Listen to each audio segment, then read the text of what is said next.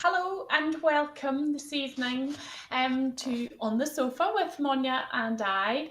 We don't have our technical assistant this evening, so we do apologise in advance if there's any random occurrences. It'll make it more exciting, won't it? So here we are, here to talk about Clan Campbell. Can you just say, maybe comment, please, Joshua? Hello, nice to see you. Hi, Thelma. Just to see if everything you can hear okay, because I know last week we were a little bit quiet. So if it's too quiet, let us know and we'll see if we can change something. Anyway, so welcome to this evening. We're all about Clan Campbell this evening, and we have a whole section on our website. We do love our clans, and this section is dedicated to over 200 Scottish clans, along with lots of blogs, photos, and other features that you can find on the site. There's over 500 clan and family associations registered around the world. So we do love chatting to them, learning new bits of history and hearing from all our customers how they have explored their heritage and traced their roots. And we are by no means experts, but we're really keen to share information. We love digging into the often bloody and brutal stories and highlighting the lesser known bits of Scottish clan history, and also exploring all the work of the clan societies around the world.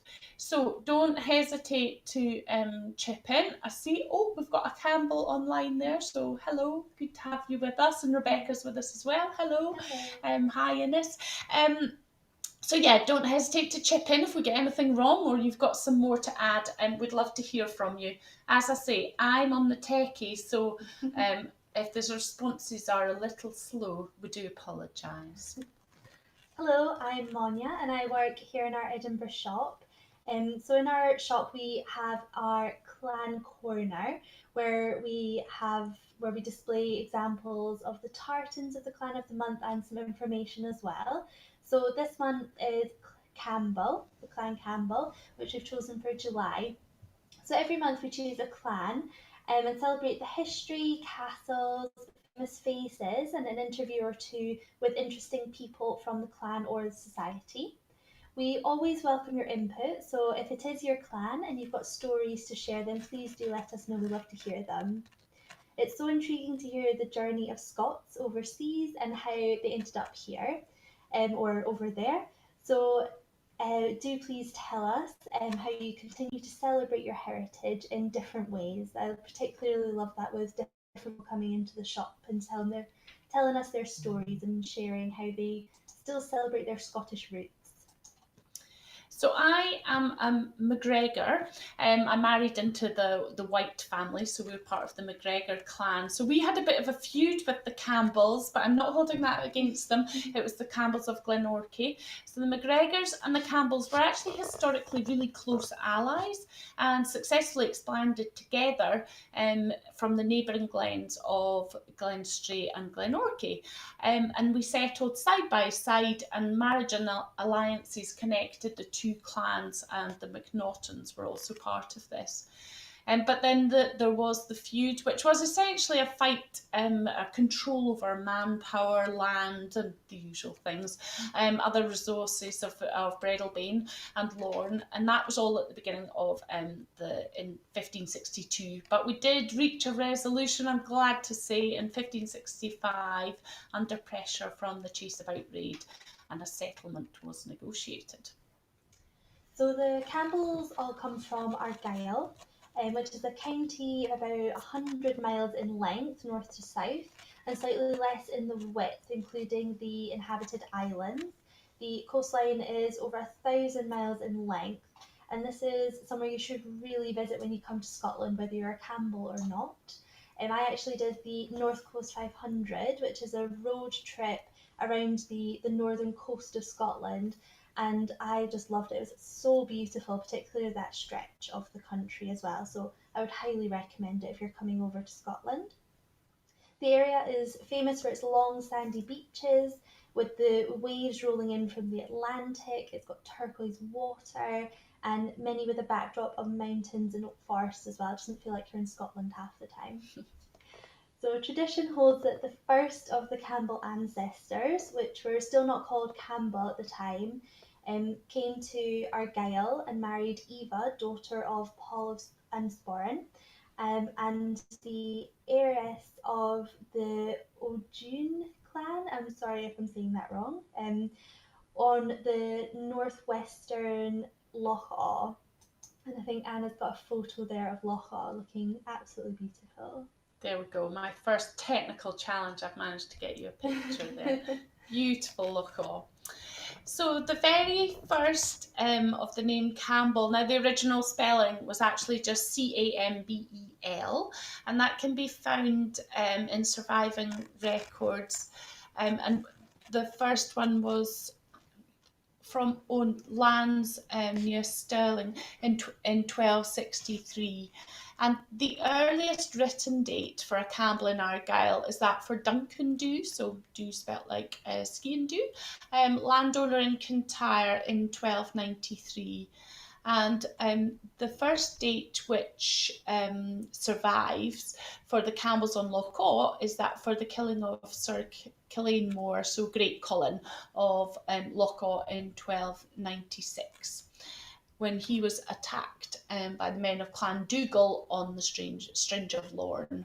His family had been long established on Loch Awe, and at that time at least two other Campbells owned land in Argyll, so Sir Duncan Dhu and Sir Thomas in Kintyre, who we'll talk about later on as well. Apologies, I was supposed to remove that image there for you. So Inveraray Castle is the ancestral seat of the Dukes of Argyll, chiefs of the Clan Campbell, whose family have resided in Inveraray since the 15th century. So Inveraray Castle, which Anna's got on the screen there, was designed by Roger Morris and decorated by Robert Milne. Its fairy tale facade houses an equally enchanting interior as well. So the castle's priceless collection of china, silver and family heirlooms spans generations, which are illustrated by the fascinating genealogical display in the clan room as well. So definitely worth a look if you can. Now, we've got a lovely story just coming here, and we have actually mentioned it on our Facebook page from Innes, who kindly shared it with us. Excuse me, leaning forward so I can read. But yeah, Innes' story, which is lovely. It's a shame you can't read it out yourself, Innes. And she's a Campbell from Panama, and her great-grandfather Campbell was born in Wick, so up in the north, and then travelled to Peru, where her mum was from Panama and met her dad in Peru. So Innes herself was born in Panama and lived there for many years now. So I don't know if you come home much, Innes, or are you maybe not at the moment. But oh, we've got another one, Joshua as well. So Joshua's saying, fourth great grandfather was a Campbell, and now you're a deputy state commissioner for the Clan Campbell Society of North America here in Florida. Great to have you, Joshua, and we do mention you later on, and maybe you could pop the link in there as well for the Clan Campbell Society. That'll save me doing it for you, because we had a bit of an interview as well, I think, with one of your members, which was really good. So where had we got to, Monja? I think you were going to tell us a bit of a spooky story this evening. Oh, spooky stories. I've lost my place. Apologies. Sorry, yes. So if you go to the blog, we have Jack Booker wrote quite a lot of the content on our blog a couple of years ago, and he does have a great imagination. But these are apparently true stories, spooky stories that he unearthed all about Clan Campbell, and we thought we would share them with you. So this one is all about the Campbells. So there is a firmly held tradition in Clan Campbell that 2 days before the chief of the clan makes his way into the next world, so unfortunately dies, a ghostly galleon can be seen making its way up Loch Fyne towards Inveraray Castle. And the boat doesn't stop at the shore, but keeps going straight into the castle to pick up the chief and carry him off.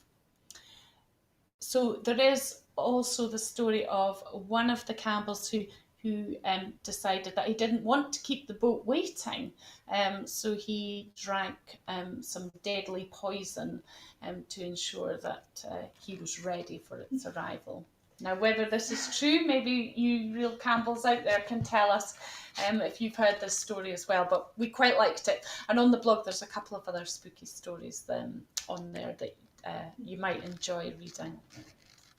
Quite fun for a nice evening storytelling time. So it was Sir Killian Moore, Campbell's grandfather, Dugald on Loch Awe, who is said to have been the first given the nickname Campbell, since he apparently had the trait of talking out the corner of his mouth.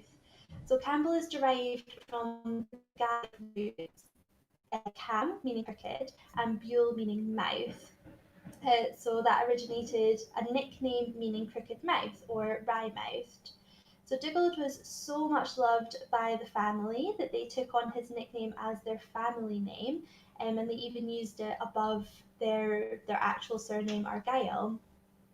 So the explanation of naming Dugald as Wrymouth or Cambuel after his physical characteristics of a crooked mouth is absolutely consistent with the Scottish Gaelic naming traditions of the time. And this is where you get other names such as Clan Cameron. So this comes from the Campbell meaning crooked nose.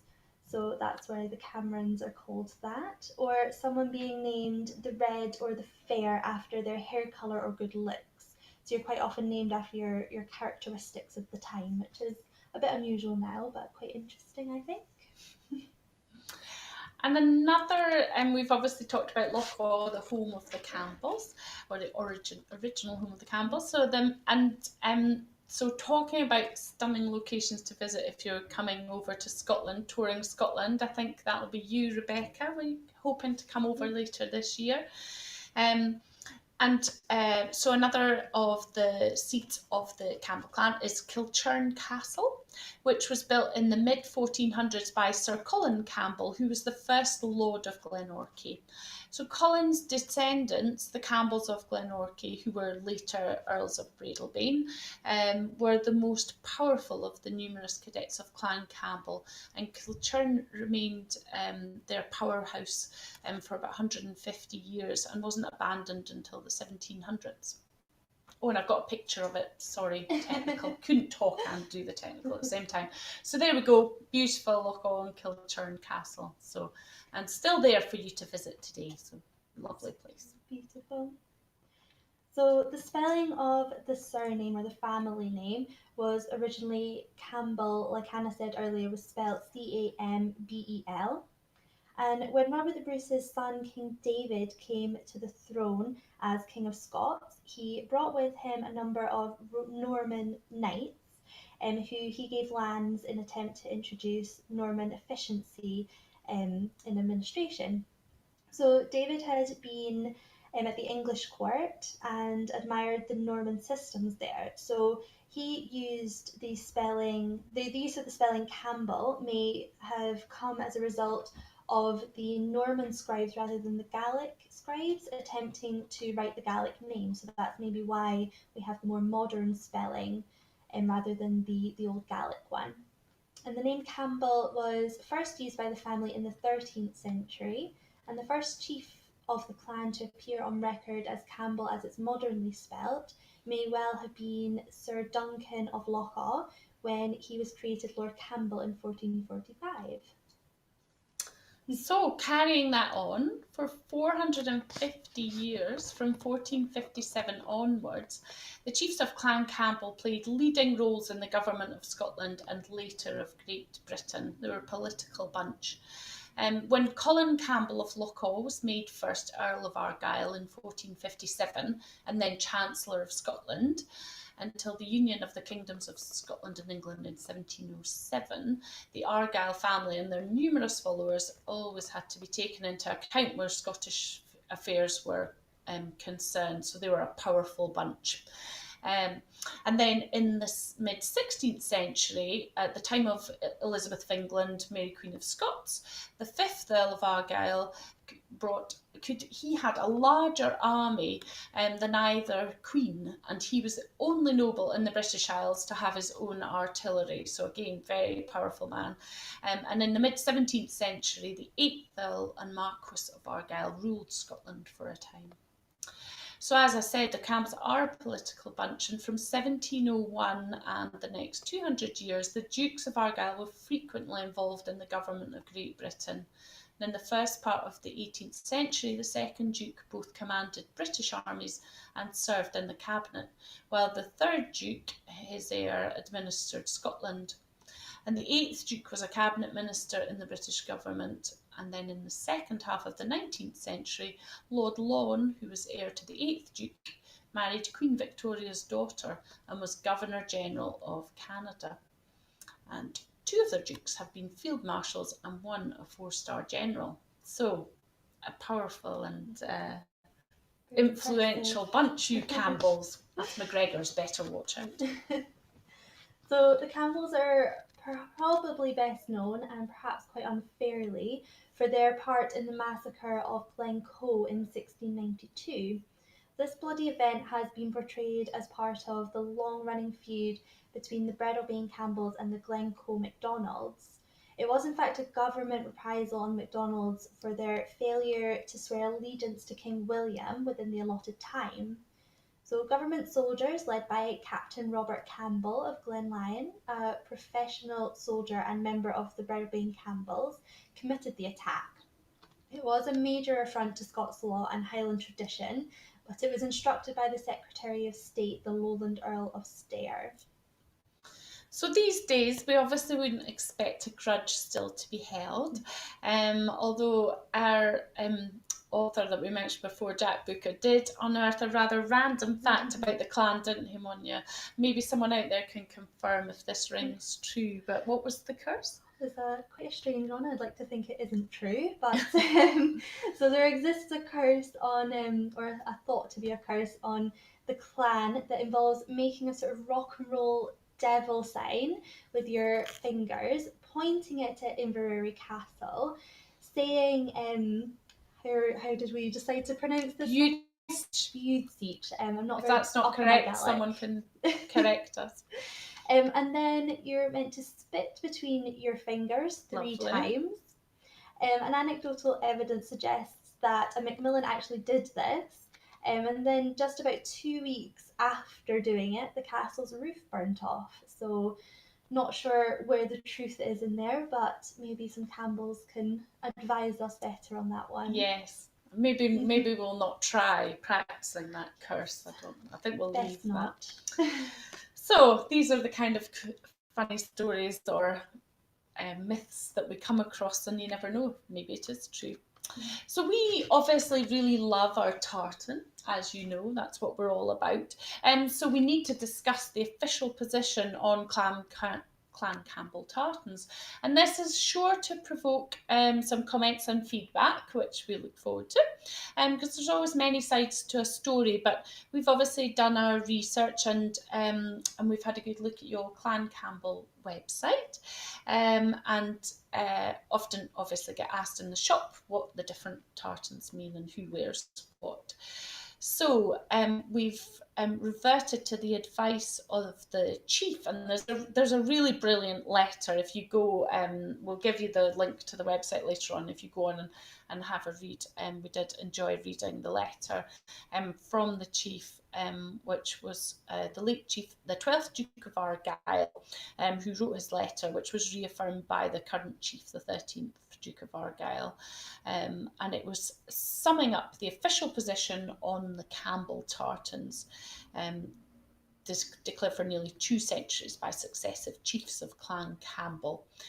So what they're saying is there is only one authority on the correct tartan or tartans that should be worn, and that is the clan chief. And what they've said is not even the Scottish Tartan Society or the Lord Lion King of Arms can claim such authority. So what the clan chief have said, and we've got some, sorry, technical moment again, we've got the tartans here on screen. We'll maybe get Monja to wave them at you as well so you can see some bigger pieces. But the only tartans which are recognised are firstly the ones you see the chief and his wife wearing, which go under various names, but are the Campbell and Campbell Ancient. And these ones are, hopefully you can see some bigger pieces there that Monja's holding up. So that's your Campbell Ancient there.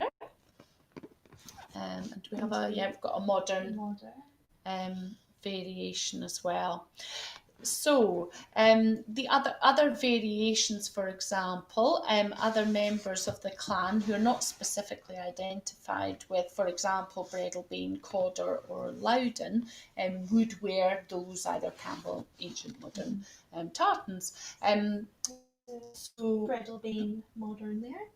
There we go, Campbell or Breadalbane. So with the yellow stripe through it, and then that's the Loudon. So that's Loudon with the yellow and white stripe through it. And then Cawdor. Oh, and this is Cawdor. This is the one that causes all the trouble. No, it's not. That's the okay one, isn't it? That's fine. Yes. So they're related to the areas that these Campbells came from.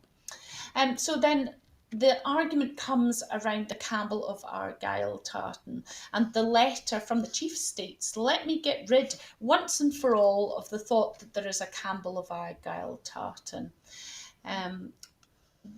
So the story is, tell us the story, Monja.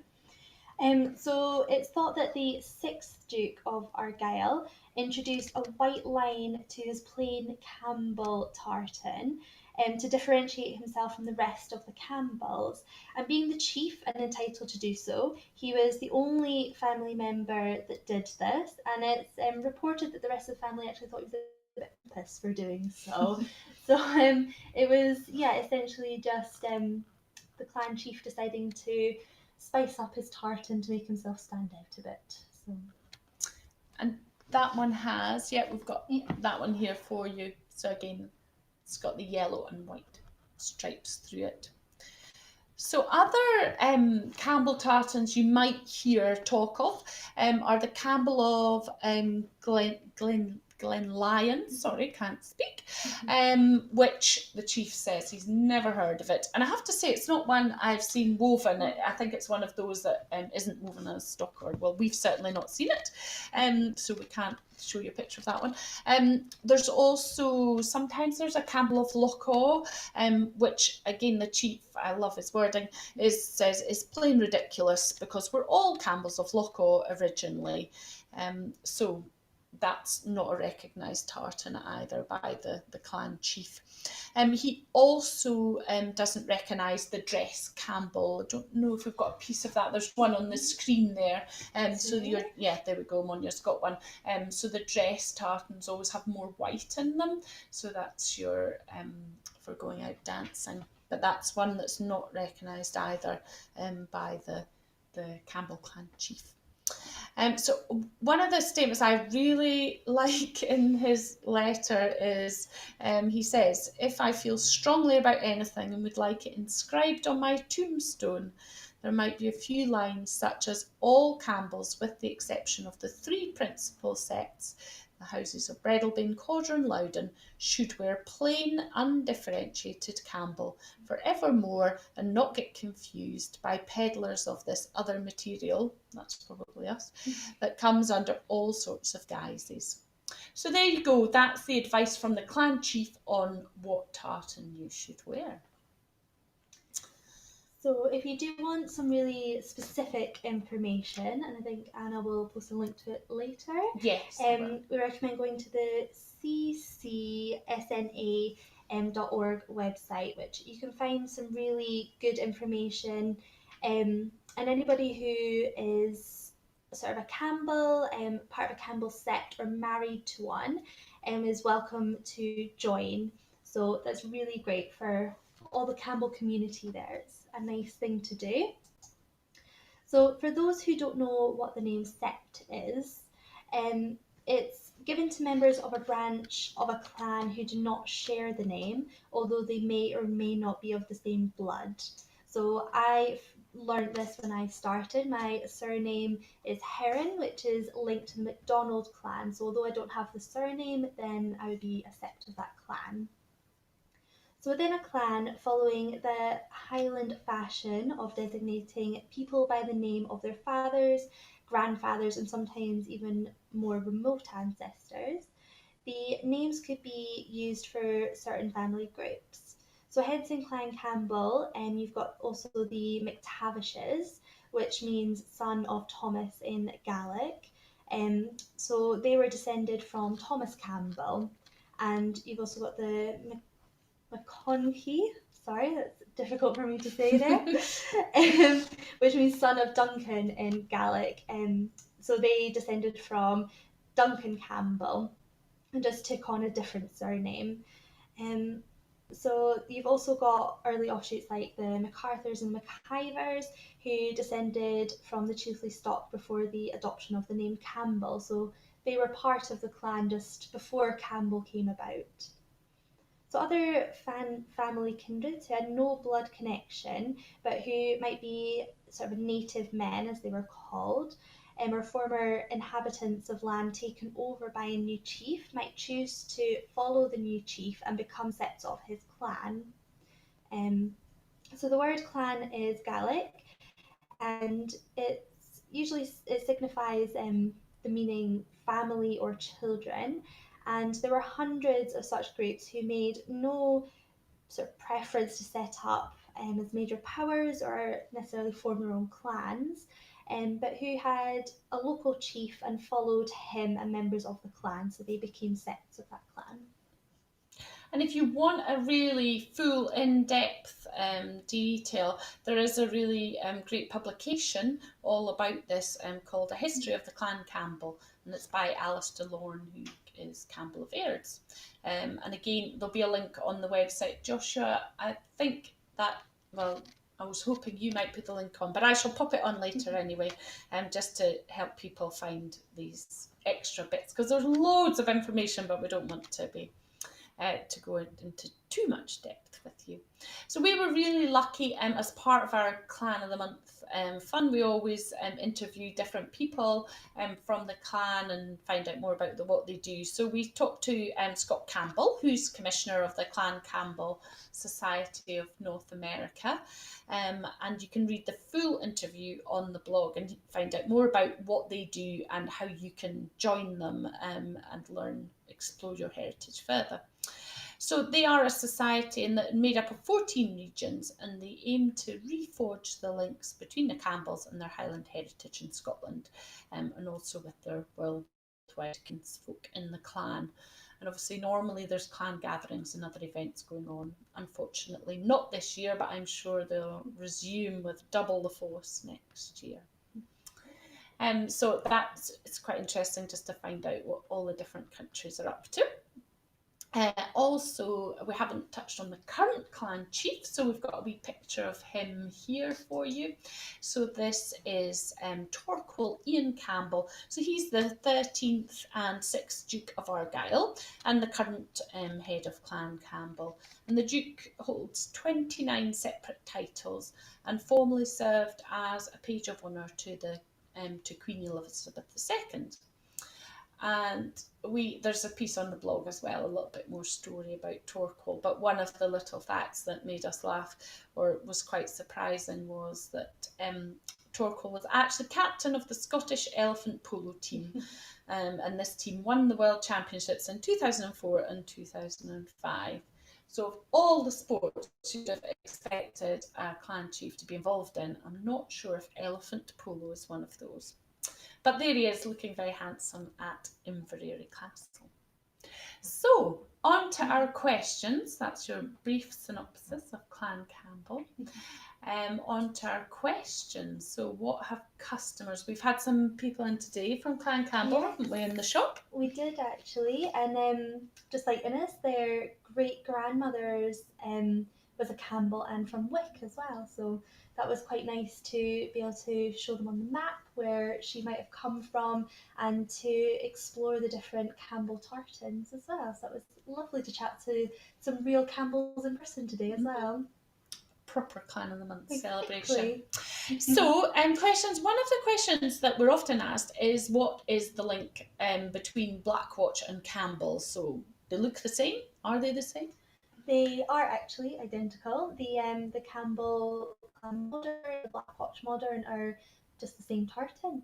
So this comes from the Jacobite rebellion, way back when, and the Campbells joined the Blackwatch to help keep peace in the Highlands. So they wore the Blackwatch tartan as part of their uniform, and then just adopted that, and it sort of became the Campbell tartan at the same time. So if you're looking for your clan tartan and your Campbell, it's worth looking at the different Black Watch options as well, because quite often they'll just be called Black Watch rather than Campbell. So it's good to search for both. Yes, yeah, you get a bigger product range. Yeah. Beautiful tartans. So thank you, Joshua. I see you've put the link on for me now, saving me a job. Brilliant. So yeah, find out more on the website, the link's there. And that's not just for the North America branch, that's for, there's links there to all the different branches around the world. So you can see what everyone's up to. And we look forward to coming to visit you one day, Joshua, when we're across, when we're allowed to travel again. So we hope you've enjoyed our potted history of Clan Campbell, their tartans and other stories. Next week, next month, we move on to Clan Mackenzie as our Clan of the Month. But what we're going to do is we're going to allow the Campbells, because we've had so much content and so many good people to speak to, and we're going to allow the Campbells to spill over into August briefly. And we have an interview with James Campbell, who is tour guide, creator of Flavours of Scotland, also random skills like master of the Glockenspiel, but he's got lots of good about. Sorry, my screen looked like it was going to cut us off there, but I don't think it did. Lots of great stories about the secret places you can go and find in Scotland that you might not have thought about. So join us next Wednesday, 7 o'clock. We look forward to it. Thank you.